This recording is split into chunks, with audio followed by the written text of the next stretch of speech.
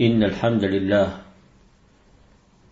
نحمده ونستعينه ونستغفره ونعوذ بالله من شرور أنفسنا ومن سيئات أعمالنا من يهده الله فلا مضل له ومن يضلل فلا هادي له وأشهد أن لا إله إلا الله وحده لا شريك له وأشهد أن نبينا محمدا عبد الله ورسوله أما بعد فإن أصدق الحديث كتاب الله وخير الهدي هدي محمد صلى الله عليه وسلم وشر الأمور محدثاتها وكل محدثة بدعة وكل بدعة ضلالة وكل ضلالة في النار. Après avoir évoqué les circonstances du meurtre de la chamelle, qui était venu comme un signe d'Allah tabaraka wa ta'ala pour conforter et confirmer la prédication du prophète Salih alayhi salatu wa salam, ils n'éprouvèrent aucun scrupule et aucun regret. Et ils décidèrent de s'attaquer au prophète Salih alayhi salatu wa salam. D'ailleurs, ils lui rappelèrent qu'ils ne voyaient en lui aucun bien et qu'il était même porteur de malheur. قال الله تبارك وتعالى قالوا طيرنا بك وبمن معك. Sourate numéro 27, le verset 47. Ils dirent, nous voyons en toi et en ceux qui sont avec toi des porteurs de malheur. L'imam Abdurrahman ibn Sa'di rahimahullah tabaraka wa ta'ala a dit, en commentaire de ce verset coranique, ils dirent au prophète Salih alayhi salatu wa salam, en le démentant et en s'opposant à lui, nous voyons en toi et en ceux qui sont avec toi des porteurs de malheur. Ils prétendirent par ceci qu'ils ne voyaient en la personne du prophète Salih alayhi salatu wa salam aucun bien. Lui, ainsi que les croyants qui étaient avec lui, et qu'ils constituaient une cause par laquelle ils étaient privés de certaines de leurs aspirations mondaines. Alors le prophète Salih alayhi salatu wa salam قال طائركم عند الله بل أنتم قوم تفتنون. Il dit, votre sort dépend d'Allah, mais vous êtes plutôt des gens qu'on soumet à la tentation. C'est-à-dire que votre sort et votre situation est le fruit de vos péchés. De plus, vous êtes soumis à la tentation par l'aisance, tantôt par l'adversité, tantôt par le bien et tantôt par le mal, afin de savoir si vraiment vous délaisserez les péchés et exprimerez un repentir sincère envers Allah. Telle était leur manière d'agir vis-à-vis de leur prophète Salih alayhi salatu wa salam, et comment ce dernier se comportait vis-à-vis d'eux. Par la suite, ils franchirent un palier dans la transgression et décidèrent de le tuer afin d'en être débarrassés. Ils se réunirent et s'entendirent sur un plan d'action. Allah rapporte cet événement et dit, وَكَانَ فِي الْمَدِينَةِ تِسْعَةُ رَهْطٍ يُفْسِدُونَ فِي الْأَرْضِ وَلَا يُصْلِحُونَ قَالُوا تَقَاسَمُوا بِاللَّهِ لَنُبَيِّتَنَّهُ وَأَهْلَهُ ثُمَّ لَنَقُولَنَّ لِوَلِيِّهِ مَا شَهِدْنَا مَهْلِكَ أَهْلِهِ وَإِنَّا لَصَادِقُونَ. En sourate numéro 27, les versets 48 et 49. Et il y avait dans la ville un groupe de 9 individus qui semaient le désordre sur terre et ne faisaient rien de bon. Ils dirent, jurons par Allah que nous le tuerons de nuit, lui et sa famille. Ensuite, nous dirons à ceux qui sont chargés de venger sa mort, nous n'avons pas assisté à l'assassinat de sa famille et nous sommes sincères. Il y avait donc un groupe de 9 personnes prêts à s'opposer au prophète Salih alayhi salatu wa salam, à sa personne et à sa religion. Le prophète Salih avait déjà fait allusion à ce groupe de personnes qui commettaient la corruption sur terre et incitaient les autres à faire de même. En réalité, ce sont les plus hauts dignitaires parmi le peuple de Thamoud, ceux à qui on ne refusait rien, ceux qui avaient le pouvoir, ceux qui avaient l'assise et ceux qui s'enflaient d'orgueil. Le prophète Salih avait dit, فَاتَّقُوا اللَّهَ وَأَطِيعُونَ ولا تطيعوا أمر المسرفين الذين يفسدون في الأرض ولا يصلحون. Dans Sourate 26, les versets 146 à 152. Craignez donc Allah et obéissez-moi. N'obéissez pas à ceux qui ont dépassé les limites, qui répandent la corruption sur la terre et n'arrangent rien. L'imam Abdurrahman ibn Sa'd avait dit, concernant ces versets coraniques, craignez Allah et obéissez-moi. N'obéissez pas à tous ceux qui ont dépassé les limites, parmi ceux qui commettent la corruption sur terre et ne réforment rien. Ceux-là même qui ont pour habitude de commettre la corruption sur terre en commettant toutes sortes de désobéissances et en invitant les gens à celle-ci. C'est comme s'il y avait parmi eux des gens prêts et formés à s'opposer à leur prophète et à appeler à l'égarement, des gens réfractaires à la vérité. C'est pour cette raison que le prophète Salih alayhi salatu wassalam leur a interdit d'être trompés par ces derniers. Il se peut que ces gens-là soient ceux cités dans le verset suivant, et il y avait dans la ville un groupe de 9 individus qui semaient le désordre sur terre et ne faisaient rien de bon. Alors qu'ont-ils dit? Ils dirent, jurons par Allah, chacun à notre tour, que nous le tuerons de nuit, lui et sa famille. Ensuite, nous dirons à ses alliés, à ceux chargés de venger sa mort, nous n'avons pas assisté à l'assassinat de sa famille et nous sommes sincères et véridiques. C'est-à-dire que nous allons le prendre par surprise dans sa demeure et le tuer, lui et sa famille, puis nous nierons en jurant sur cela, si ses parents veulent venger sa mort. Les historiens rapportent qu'Allah envoya des anges avec des pierres qui leur fendirent la tête et les tuèrent du premier au dernier. Quant au reste du peuple, ils étaient dans l'expectative d'un éventuel châtiment qui devait se produire dans les 3 jours. Les circonstances de la mort de ces 9 personnes sont à prendre conditionnel, car nous n'avons pas de chaîne de transmission authentique qui remonte jusqu'au prophète sallallahu alayhi wa sallam et nous expliquant et mettant en valeur la manière dont ils furent tués. Quoi qu'il en soit, Allah se vengea d'eux et préserva son prophète sallallahu alayhi wa sallam de leur manigance et de leur stratagème. Concernant le reste du peuple, du fait qu'ils avaient soutenu ceux qui avaient tué la chamelle, ils furent concernés par le châtiment qui allait survenir dans les 3 jours.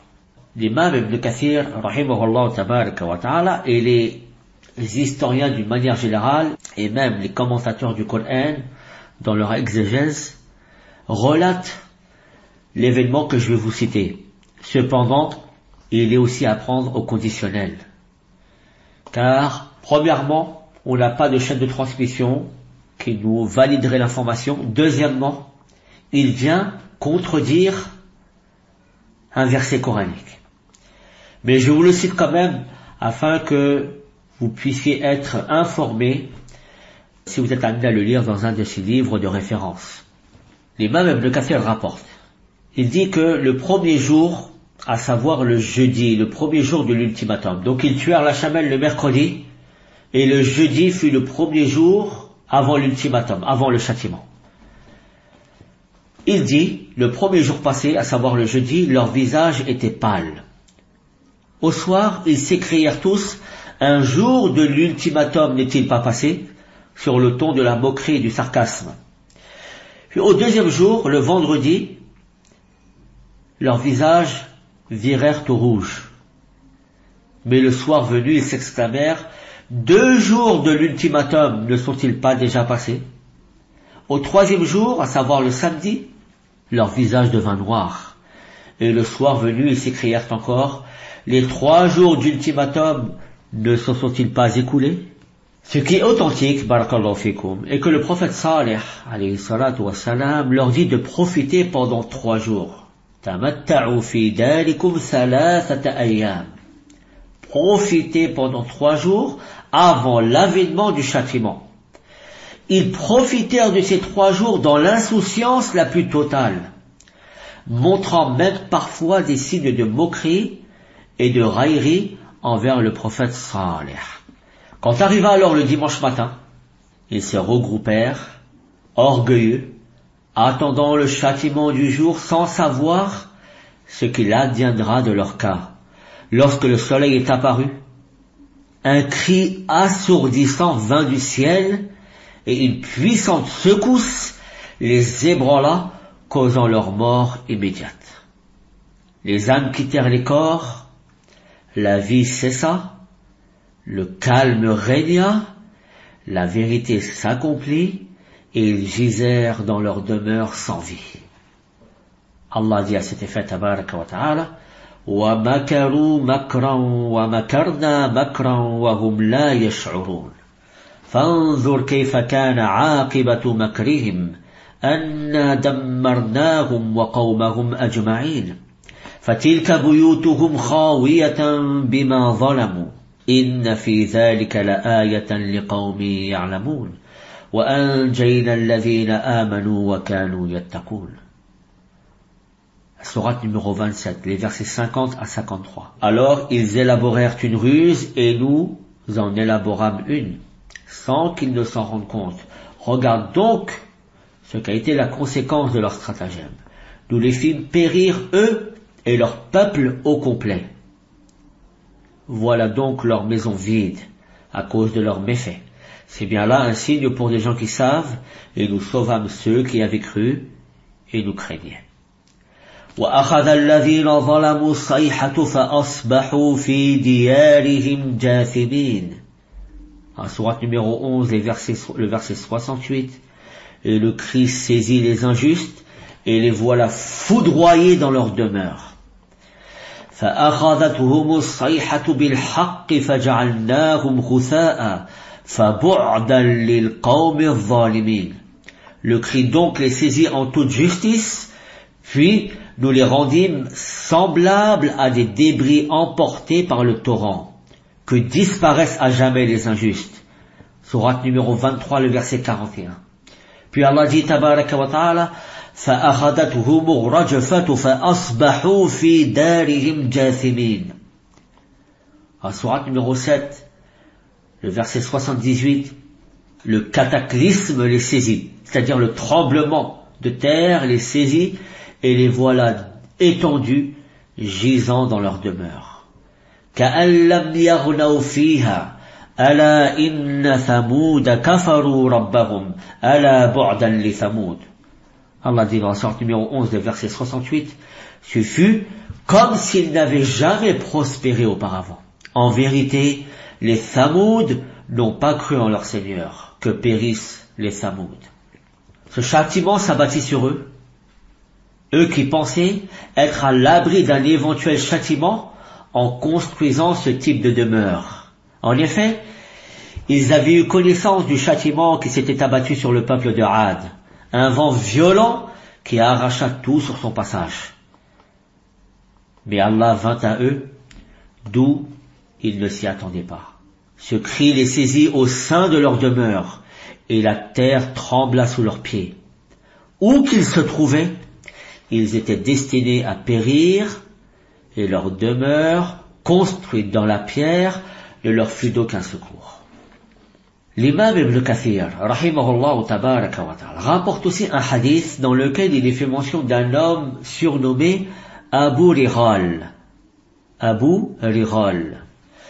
D'après Jabir ibn Abdullah, radiyallahu tabaraka wa ta'ala anhu, qui rapporte que le messager d'Allah sallallahu alayhi wa sallam passa près de la région de l'Hijr, l'endroit où habitait le peuple de Thamoud, et dit à ses compagnons, ne demandez pas de signe, car le peuple de Salih l'a fait et la chamelle leur fut envoyée. Elle venait de ce col et ils revenaient, mais les Thamoud désobéirent au commandement de leur Seigneur et ils la tuèrent. Elle buvait leur eau un jour et ils buvaient de son lait un jour. Ils l'ont tuée et un cri venant du ciel les surprit et les extermina tous à l'exception de l'un d'entre eux qui était sur le territoire sacré d'Allah, c'est-à-dire proche de la Mecque. Ils dirent, quelle est cette personne, ô messager d'Allah? Il dit, il s'agit de Abu Riral. Et lorsqu'il sortit du territoire sacré, il fut anéanti comme les siens. C'est un hadith qui a été rapporté par l'imam Ahmed sur le numéro 14160 et authentifié par Ahmed Shakir dans la préface de son explication du Coran, Umdatut Tafsir. Cheikh Muqbil l'a aussi authentifié dans Sahih Dala'il al-Nubuwa, dans son livre Sahih Dala'il al-Nubuwa, et a dit qu'il est sahih, qu'il est authentique selon les conditions de l'imam Muslim. De même, nous avons une autre version de ce hadith, d'après Abdullah ibn Amr, qui rapporte qu'il a entendu le messager d'Allah sallallahu alayhi wa sallam dire, lorsque nous partîmes avec lui vers Taïf et que nous passâmes devant une tombe, le prophète a dit sallallahu alayhi wa sallam, voici la tombe de Abi Righal, qui est l'ancêtre des Thaqif. Il faisait partie du peuple de Thamoud. Sa présence dans l'enceinte sacrée repoussa le châtiment sur lui. Lorsqu'il en sortit, il fut touché à cet endroit par le châtiment que son peuple avait subi et fut enterré ici même. Et le signe de cela est qu'il fut enterré avec une branche en or. Si vous creusiez, vous la trouveriez. Les gens se précipitèrent et purent en extraire la branche. On remarque à travers ces deux hadiths que personne parmi les mécréants du peuple de Thamoud ne fut épargné, quand bien même certains d'entre eux pouvaient se trouver à des kilomètres de la région d'Al-Hijr, la région d'Al-Hijr au nord de la péninsule arabique. Non. Quant aux croyants, ceux-là même qui avaient ajouté foi au prophète Salih, ils furent sauvés et épargnés de ce châtiment. Allah ordonna à son prophète, ainsi que ceux qui avaient cru en lui, de quitter la ville avant l'avènement du châtiment et de rester aux abords de celle-ci. L'imam Ibn Kathir soutient le fait que lorsque le châtiment s'abattit et que tous périrent, le prophète Salih revint sur ses pas et dit فَتَوَلَّى عَنْهُمْ وَقَالَ يَا قَوْمِ لَقَدْ أَبْلَغْتُكُمْ رِسَالَةَ رَبِّي وَنَصَحْتُ لَكُمْ وَلَكِنْ لَا تُحِبُّونَ النَّاصِحِينَ. En sourate numéro 7, le verset 79. Ô mon peuple, je vous ai transmis le message de mon Seigneur et vous ai conseillé sincèrement, mais vous n'aimez pas les conseillers sincères. C'est-à-dire, j'ai fait tout ce qui était en mon pouvoir à travers mes propos, mes actes, mon intention, pour vous guider vers la vérité, mais vous n'acceptez pas et ne désirez pas la vérité. Et c'est ce qui causa votre perte et vous fit mériter le châtiment douloureux éternel. Je ne peux plus rien pour vous, et je suis dans l'incapacité de lever le supplice qui est le vôtre. J'ai accompli ma mission, et fait tout mon possible pour vous transmettre le message et vous conseiller. Mais Allah fait ce qu'il veut. Après ces mots, il tourna le dos et partit avec les siens en direction du Shem du nord. L'imam Ibn Kathir aussi met en parallèle les propos de Salih alors qu'il s'adresse à des gens qui viennent de périr, des gens qui sont morts. Comment peuvent-ils entendre ces propos? Il met en parallèle ceci avec les propos du prophète Mohammed sallallahu alayhi wa sallam après la bataille de Badr. En effet, à l'issue de cette bataille et après la victoire des musulmans, le prophète sallallahu alayhi wa sallam marcha parmi les morts, parmi les polythéistes et leur dit: ô gens de Badr, avez-vous rencontré ce que votre Seigneur vous a promis? Quant à moi, j'ai trouvé ce qu'il m'a promis. Quant à l'imam al-Tabari, il soutient que le départ du prophète Salih fut avant que le châtiment ne s'abatte sur ce peuple. Et il leur a dit avant de partir: ô mon peuple, je vous ai transmis le message de mon Seigneur et vous ai conseillé sincèrement, mais vous n'aimez pas les conseillers sincères. En conclusion, Allah le Très-Haut Tabaraka wa Ta'ala les anéantit jusqu'au dernier, laissant pour seul vestige leur demeure vide, qui serviront de signe pour les générations postérieures, qui resteront telles des exhortations pour ceux qui savent et qui réfléchissent. Quelle fut donc la conséquence de ceux qui traitaient de mensonges les signes d'Allah? Ils ne récoltèrent que la perdition, le châtiment et l'enfer éternel. Écoutez ces versets coraniques. وَإِن يُكَذِّبُوكَ فَقَدْ كَذَّبَتْ قَبْلَهُمْ قَوْمُ نُوحٍ وَعَادٌ وَثَمُودَ وقوم إبراهيم وقوم لوط وأصحاب مدين وكذب موسى فأمليت للكافرين ثم أخذتهم فكيف كان نكير فكأي من قرية أهلكناها وهي ظالمة فهي خاوية على عروشها وبئر معطلة وقصر مشيد أفلم يسيروا في الأرض فتكون لهم قلوب يعقلون بها أو آذان يسمعون بها فإنها لا تعمى الأبصار ولكن تعمى القلوب التي في الصدور. Allah, dans le sens des versets, Tabaraka wa Ta'ala, dit dans la sourate numéro 22, les versets 42 à 46. Et s'ils te traitent de menteur, ô Mohammed, sache que le peuple de Nuh, les Ad et les Thamoud, avant eux, ont aussi créé au mensonge vis-à-vis de leurs prophètes. De même que le peuple d'Ibrahim, le peuple de Lot et les gens de Madian. Et Moussa fut traité de menteur. Puis j'ai donné un répit aux mécréants, ensuite je les ai saisis. Et quelle fut ma réprobation? Que de cités donc avons-nous fait périr parce qu'elles commettaient des tyrannies? Elles sont réduites à des toits écroulés, que de puits désertés, que de palais édifiés tout aussi désertés. Que ne voyage-t-il sur la terre afin d'avoir des cœurs pour comprendre et des oreilles pour entendre? Car ce ne sont pas les yeux, mais bien les cœurs dans les poitrines qui s'aveuglent. Car ce ne sont pas les yeux, mais bien les cœurs dans les poitrines qui s'aveuglent. L'imam Abdurrahman ibn Sa'di a dit, Rahmallah tabarak wa ta'ala, que ne voyagent-ils sur terre par leur personne et par leur cœur, afin que ces derniers puissent comprendre les signes d'Allah et méditer dessus, et des ouïes pour entendre les récits des anciennes nations et des peuples châtiés. Car le simple fait de voir par les yeux, ou d'entendre par les oreilles, ou de voyager par sa personne, tout ceci dénué de méditation et de prise de conscience, n'est pas profitable et ne mène pas à l'objectif souhaité et voulu. C'est pour ceci qu'Allah dit, car ce ne sont pas les yeux, mais bien les cœurs dans les poitrines qui s'aveuglent. Cet aveuglement et cette cécité qui est néfaste pour la religion de la personne, et la cécité et l'aveuglement du cœur sur la vérité.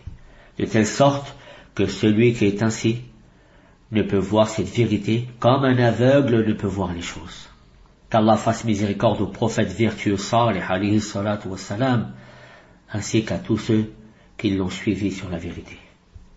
نسأل الله جل وعلا أن يوفقنا لما يحبه ويرضى ونسأله تبارك وتعالى الهدى والتقى والعفاف والغنى سبحانك اللهم وبحمدك أشهد أن لا إله إلا أنت أستغفرك وأتوب إليك بارك الله فيكم وجزاكم الله خير الجزاء.